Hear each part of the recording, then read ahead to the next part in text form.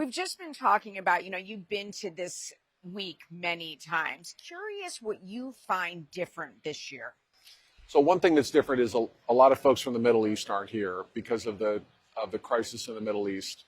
And that's too bad because they add such great content to the conversation. But the conference this year and for the last 2 years has been really striking because everything that everyone is discussing is relevant to everyone else. So the utilities are interested in what the super majors are talking about. The power companies are interested in what the lower 48 E&P companies are talking about. And so there's a relevance that cuts across each of the days.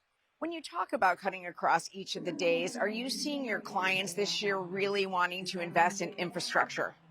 Oh, yes. I mean, it's and how to do it most effectively is the dominant theme across all energy companies.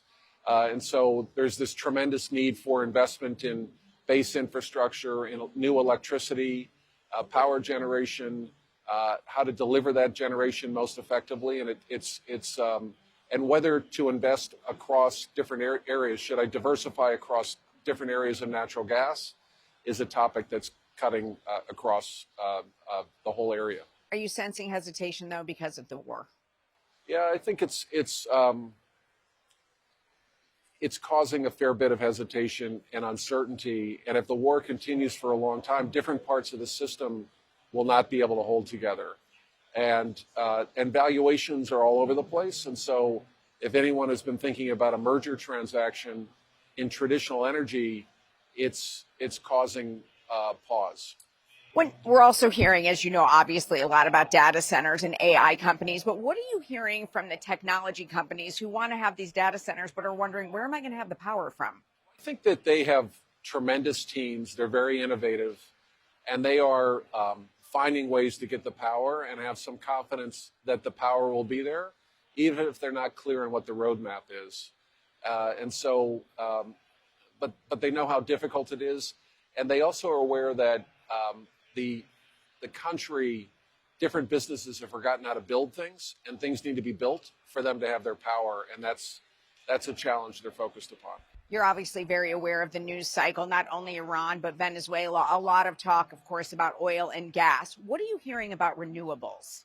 So there's a lot of bearishness around renewables, which we don't think is deserved because we need so much electricity and new sources of generation. The quickest resource to the grid right now is renewables, and it's still very cheap, but we need a lot of other resources as well, a lot of natural gas, ultimately nuclear, and there's a lot of noise around particular types of renewables. So in this country, offshore wind is dramatically out of favor, but other resources very cost effective and should be deployed. We've heard from some providers this week that unrest in the Middle East could benefit projects here in the U.S. Are you hearing that as well? Not so directly yet. It's such a dramatic event, and it's so new.